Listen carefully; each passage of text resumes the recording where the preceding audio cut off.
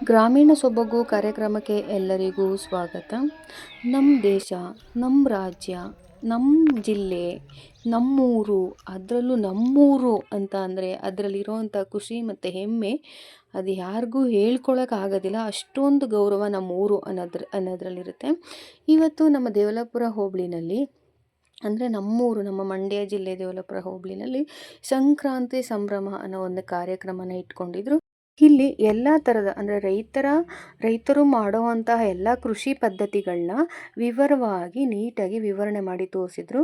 ಮತ್ತು ಕೆಲವು ಆಟಗಳನ್ನು ಕೆಲವು ಪಾರ್ಟಿಸಿಪೇಟ್ ಮಾಡೋರು ಮಾಡಿದರು. ಕೆಲವು ಆಟಗಳನ್ನು ಕೂಡ ಅಲ್ಲಿ ಹಮ್ಮಿಕೊಂಡಿದ್ರು. ಯಾವುದು ಅಂದರೆ ಕಬಡ್ಡಿ, ಬಿಂದಿಗೆ ಓಟದ ಸ್ಪರ್ಧೆ, ಆಮೇಲೆ ಕುಸ್ತಿ ಪಂದ್ಯ, ಇನ್ನೂ ಕೆಲವು ಆಟಗಳನ್ನ ಅಲ್ಲಿ ಹಮ್ಮಿಕೊಂಡಿದ್ರು. ಹಾಗೆ ಎತ್ತಿನ ಗಾಡಿ ಸ್ಪರ್ಧೆಗಳು ಕೂಡ ಅಲ್ಲಿ ಎತ್ತಿನ ಗಾಡಿಗಳನ್ನ ರೆಡಿ ಮಾಡಿಕೊಂಡು ಮತ್ತು ಎತ್ತುಗಳನ್ನ ರೆಡಿ ಮಾಡಿಕೊಂಡು ಅದನ್ನು ಕೂಡ ಅಲ್ಲಿ ಇಟ್ಕೊಂಡಿದ್ರು. ಇಲ್ಲಿ ಧಾನ್ಯಗಳನ್ನ ಒಂದು ಅಲಂಕಾರ ಮಾಡ್ಕೊಂಡಿದ್ದಾರೆ. 5 ಥರ ಧಾನ್ಯಗಳನ್ನ ಇಟ್ಕೊಂಡು ಆ ಧಾನ್ಯಗಳ ಮೇಲೆ ಮಣ್ಣಿನ ಮಡಕೆಗಳಿಗೆ ಅಲಂಕಾರ ಮಾಡಿ ತುಂಬಾ ಚೆನ್ನಾಗಿ ಇಲ್ಲಿ ಅಲಂಕಾರ ಮಾಡಿ ಇಟ್ಕೊಂಡಿದ್ದಾರೆ. ಇವು ಧಾನ್ಯಗಳನ್ನ ಬಳಸಿ ಎಷ್ಟು ಚೆನ್ನಾಗಿ ಅಲಂಕಾರ ಮಾಡಿದ್ದಾರೆ ನೋಡಿ. ಮತ್ತು ನಮ್ಮ ಮಂಡ್ಯ ಸ್ಪೆಷಲ್ ಬೆಲ್ಲ ಕೂಡ ಆರ್ಗ್ಯಾನಿಕ್ ಬೆಲ್ಲ ಬಳಸಿ ಕೂಡ ಎಷ್ಟು ಚೆನ್ನಾಗಿ ಅಲಂಕಾರ ಮಾಡಿದ್ದಾರೆ. ಮತ್ತು ರೇಷ್ಮೆ ಕೃಷಿ ಬಗ್ಗೆ ಅಲ್ಲಿ ತೋರಿಸ್ಕೊಟ್ಟಿದ್ದಾರೆ. ರೇಷ್ಮೆ ಬೆಳೆನ ಹೇಗೆ ಮಾಡಬೇಕು, ಯಾವ್ಯಾವ ಹಂತ ಅಂದರೆ ಯಾವ್ಯಾವ ಸ್ಟೆಪ್ಸ್ ಬರುತ್ತೆ ಅದರಲ್ಲಿ ಅನ್ನೋದನ್ನು ವಿವರವಾಗಿ ಇಲ್ಲಿ ತೋರಿಸ್ಕೊಟ್ಟಿದ್ದಾರೆ. ರೇಷ್ಮೆ ಹುಳುಗಳು ಕೂಡ ರಿಯಲ್ ಆಗಿ ಅಲ್ಲಿ ಇಟ್ಟಿದ್ದಾರೆ. ಮತ್ತು ರೇಷ್ಮೆ ಗೂಡನ್ನ ಯಾವ ಥರ ಮಾಡೋದು ಅಂದರೆ ಯಾವ ಥರ ಇಡಬೇಕು ಅನ್ನೋದು ಎಲ್ಲ ವಿವರಣೆ ಕೂಡ ಅದರಲ್ಲಿದೆ. ಮತ್ತು ರೇಷ್ಮೆ ಗೂಡು ಆದಮೇಲೆ ರೇಷ್ಮೆ ಬಂದಿರೋದು, ರೇಷ್ಮೆ ನೋಡಿ, ರೇಷ್ಮೆಗಳು ಕೂಡ ಅಲ್ಲಿ ಇಟ್ಟು ತೋರಿಸಿದ್ದಾರೆ ನಮಗೆ. ಮರಗಡ್ಡಿ ರೇಷ್ಮೆ ಕೃಷಿ ಪದ್ಧತಿ ಹೇಗೆ ಮಾಡೋದು ಅಂತ ತೋರಿಸಿದ್ದಾರೆ. ಮತ್ತು ಕೆಲವು ಮಣ್ಣಿನ ವಿಧಗಳನ್ನ ನಮಗಿಲ್ಲಿ ತೋರಿಸ್ಕೊಟ್ಟಿದ್ದಾರೆ. ತುಂಬಾ ವಿಧಗಳಿರುತ್ತೆ ಮಣ್ಣಲ್ಲಿ. ಮತ್ತು ಹಿಪ್ಪು ನೇರಳೆ ನರ್ಸರಿ ಕೂಡ ಹೇಗೆ ಮಾಡೋದು ಅನ್ನೋದನ್ನು ಅಲ್ಲಿ ನಮಗೆ ತೋರಿಸ್ಕೊಟ್ಟಿದ್ದಾರೆ. ಬರೀ ಕಾಲಲ್ಲಿ ಓಡಾಡೋದ್ರಿಂದ ಮಣ್ಣಿನ ಮೇಲೆ ನಮಗೆ ರೋಗ ನಿರೋಧಕ ಶಕ್ತಿ ಜಾಸ್ತಿ ಆಗುತ್ತೆ. ಮತ್ತು ರೇಷ್ಮೆ ಕೃಷಿಗಳನ್ನ ಯಾವ ಥರ ಎಷ್ಟು ವಿಧಗಳಿದೆ ಅಲ್ಲಿ ರೇಷ್ಮೆ ಕೃಷಿನಲ್ಲಿ ಅನ್ನೋದನ್ನು ತೋರಿಸಿದ್ದಾರೆ. ಮತ್ತು ರೇಷ್ಮೆ ಕೃಷಿಗೆ ಸೋಂಕು ನಿವಾರಕಗಳನ್ನು ಕೂಡ ಅಲ್ಲಿ ತಂದಿಟ್ಟಿದ್ದಾರೆ.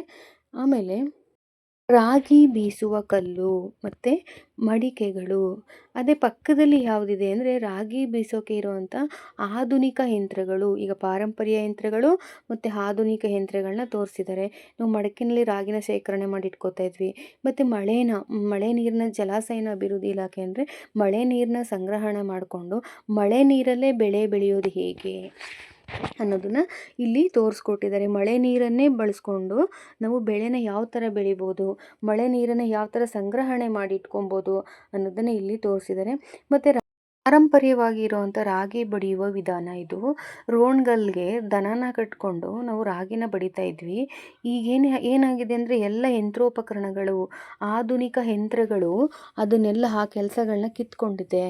ಮತ್ತು ಅಲ್ಲಿ ಆಧುನಿಕ ಯಂತ್ರಗಳೇ ಅಲ್ಲಿ ಅದು ಕ್ಲೀನ್ ಮಾಡಿ ತೂರಿ ನಮಗೆ ರೆಡಿ ಮಾಡಿ ಕೊಟ್ಬಿಡ್ತಾ ಇದ್ದಾವೆ. ಈಗ ಪಾರಂಪರ್ಯ ಪದ್ಧತಿಗಳೆಲ್ಲ ಕಣ್ಮರೆ ಆಗ್ತಾ ಇದ್ದಾವೆ. ಮಹಿಳೆಯರಿಗೆ ಒಂದು ಗೇಮ್ ಇಟ್ಟಿದ್ರು, ಬಿಂದಿಗೆ ಎತ್ಕೊಂಡು ಓಡೋಗೋದು.